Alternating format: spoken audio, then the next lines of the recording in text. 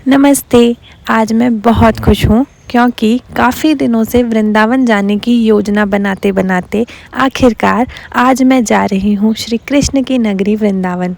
वृंदावन जाने का सफ़र हमने ट्रेन से तय किया क्योंकि यह बहुत किफ़ायती और बहुत आसान सफ़र था। 2 घंटे की यात्रा तय कर हम पहुँच गए मथुरा, क्योंकि मथुरा से बाकी स्थानों की कनेक्टिविटी काफ़ी अच्छी है। मथुरा पहुँचकर वहाँ से वृंदावन के लिए हम रिक्शा में बैठ गए, जिससे 30 मिनट में हम वृंदावन पहुंच जाते। मथुरा से वृंदावन की दूरी अधिक नहीं थी, पर मन में इतनी उत्सुकता थी कि हम श्री कृष्ण के स्थान पर जा रहे हैं। और वृंदावन पहुंचकर बांके बिहारी जी के पास हमने रूम लिया, वहां सामान रख कुछ देर आराम किया, क्योंकि 12 से 4:30 सभी मंदिरों के पट बंद हो जाते हैं। मंदिरों के दर्शन के लिए जाने से पहले हमने वृंदावन में ही खाना खाया और उसके बाद हम पहुंच गए श्री रंगनाथ जी मंदिर, जो कि वृंदावन का सबसे बड़ा मंदिर है और इसके बाहर ढेर सारी दुकानें लगी हैं। यह मंदिर दक्षिण भारत शैली में बना है।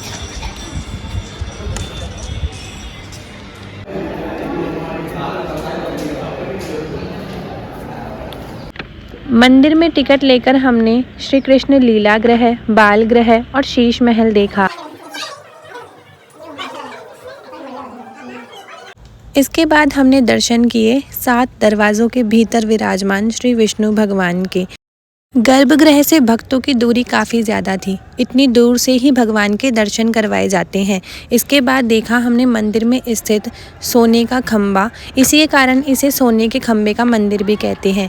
यहाँ पर गजग्रह लीला कुंड था। यह सब देख हम निकल गए निधिवन के लिए, पर वहाँ पर जाते समय हमें ये प्यारे प्यारे बच्चे नज़र आ गए और हमारे कदम इन्हीं के पास रुक गए। लेकिन इनको टाटा बाय बाय कर हम पहुँच गए निधिवन के लिए, जिसे रहस्यमयी वन कहा जाता है, क्योंकि यहाँ श्री राधा कृष्ण आज तक रासलीला करने के लिए आते हैं। और यहाँ स्थित तुलसी के वृक्षों की आकृति भी कुछ इस प्रकार है कि माना जाता है कि ये वृक्ष रात्रि में गोपियों का रूप धारण कर लेते हैं।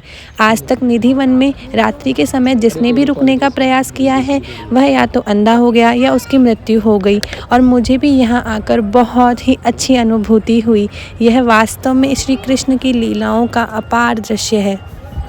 निधिवन में स्थित सभी मंदिरों के दर्शन कर हम पहुँच गए वहाँ निकट ही स्थित शाहजी मंदिर।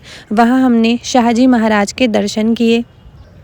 उसके बाद गोविंद देव जी मंदिर गए, जो कि बहुत ही विशाल और भव्य था।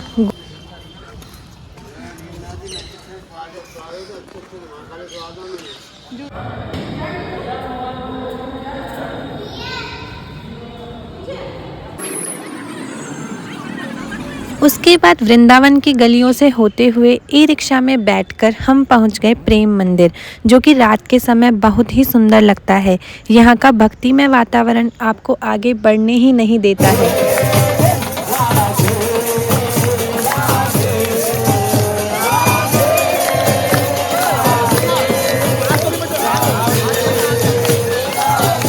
प्रेम मंदिर का संपूर्ण वर्णन मैं आपसे अगले वीडियो में शेयर करूंगी, क्योंकि मैं स्वयं अपने आप को यहाँ के प्रेममय वातावरण से निकाल ही नहीं पा रही थी। यह वास्तव में मेरी ज़िंदगी का बहुत ही अच्छा अनुभव था। इसके बाद हमने वहाँ की फेमस लस्सी पी और खाना खाकर कुछ खरीदारी कर हम वापस अपने रूम चले गए। मंदिरों के दर्शन में पूरा दिन कब बीत गया पता ही नहीं चला। यात्रा के दूसरे दिन हमने बाकी स्थानों का भ्रमण किया, जो मैं जल्द ही शेयर करूंगी। राधे राधे।